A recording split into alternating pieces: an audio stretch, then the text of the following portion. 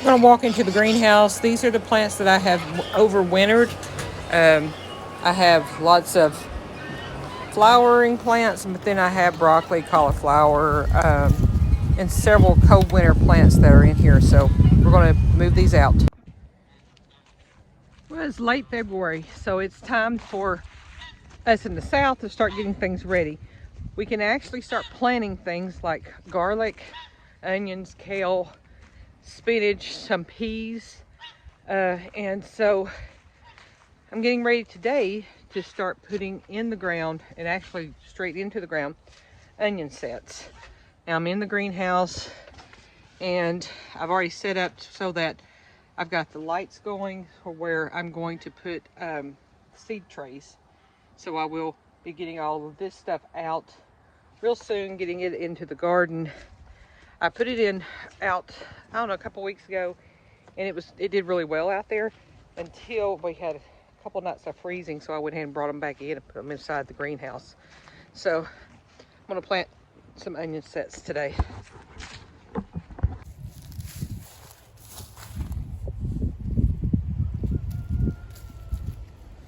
Okay, so I've got the raised bed. This half of it's where I intend to put all the onions at. So I've kind of got it cleaned up. Oh, the wind's blowing. It had lots of straw on it protecting the dirt from the winter. So I've uncovered that, and now I'm just going to get ready to start putting the onions in. So really all you want to do with the onion sets is you just want to slightly just get the roots in the ground. You do not want to cover the bulb itself. So just barely set them in so that the dirt is over the roots, but not so much over the bulb. And all we're trying to do now is just establish the onion set itself, the bulb. Just want it to take a hold in the dirt. Now here I'm going to go ahead and take garlic. You can buy organic, or you can buy some at the feed stores, wherever you can find them. And then you just want to take and break through the bulb itself and start separating the cloves. Normally you would plant your garlic in November or in early fall and let it be in the ground overnight, but I mean not overnight, but over winter, and let it establish. But I don't have the time to do it since I missed it last year. So now I'm trying to force it. So what I'm going to do is I'm going to go through, I'm going to separate the cloves, and then once I've got those separated, I will put them in refrigeration or in the freezer for about 2 to 3 weeks. So that way it is had its time with the cold. So this is what I've done. It's in the freezer right now for 3 weeks. Then I'll plant it. I have gone in and I have pulled out the brassicas. So I have Brussels sprouts, cabbage, cauliflower, broccoli, and celery along in the same bed that I have the onions in. So the onions at this end, and then I have planted those. I've taken those out of the greenhouse. These are ones I planted last fall, and when it started getting cold, I put them in containers and then I left them in the greenhouse. Now they really need to get out here and get some sun. Not sure if some of them will make it or not, but we're going to give it a shot and see what happens from here on. Here we are in the garden with more of the raised beds.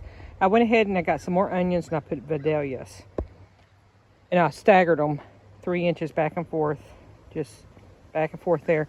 And then I've got a fence row here, something to catch anything that's going to run. So what I have put in, because it's early enough now that I can put English peas, so I put 2 rows of English peas along here, and those will climb up the wire.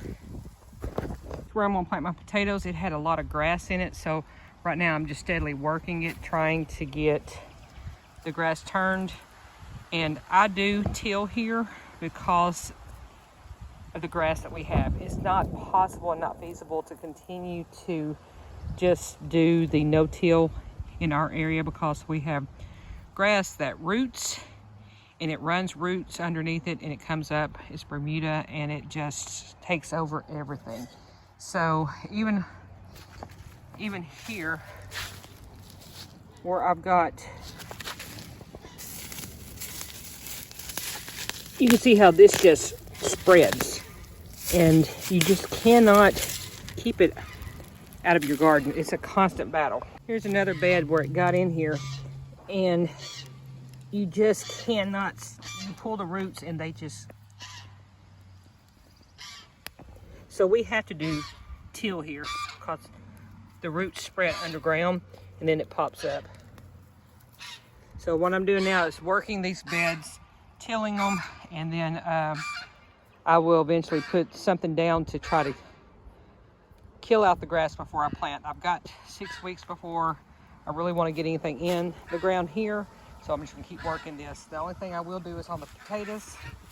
On this bed where I'm gonna do potatoes, I will end up mounting the dirt up, planting the potatoes along the sides, then I will use some kind of weed barrier in between the rows to try to keep as much of the grass down as possible.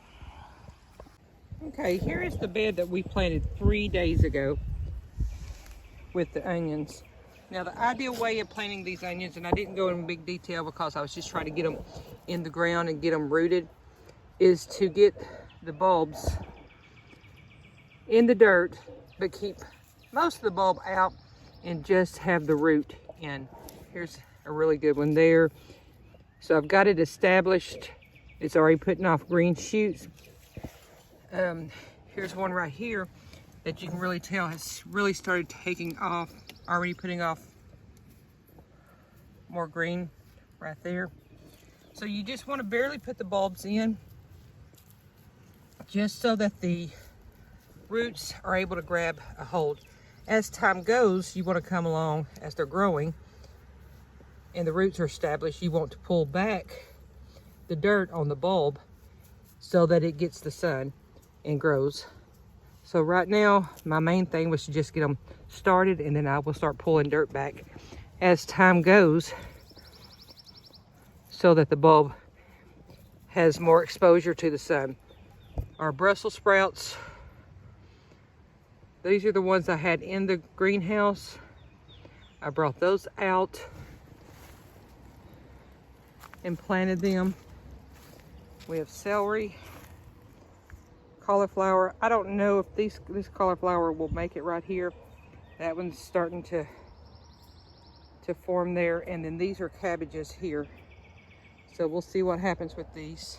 It's been these are from last year. These are ones I saved from last year. So we'll follow up on those and see how those come out. So I will be starting a series showing you how to start seeds and the planting and the whole garden series. I have a goose over here that is acting foolish. He is wanting to attack. But I will be doing that, so stay tuned. I will be doing follow-ups on where I'm at. Every few days I will do a follow-up on the garden and show you where we're at and what we're doing, how things are coming up, and show you exactly how to do the tomatoes. You don't have to go buy. I went to Atwoods. We have an Atwoods here. I went there yesterday and was looking at the cost of the plants. $5, $5.75, $5.47 for a single plant. And it's so easy to grow everything from seeds, so I'm gonna show you how to do that. So y'all follow along, keep up with us, and I'll be showing you how to do that to save money, to grow your own food and be self-sufficient. Please like and subscribe, leaving comments. We'll be seeing you later. Bye.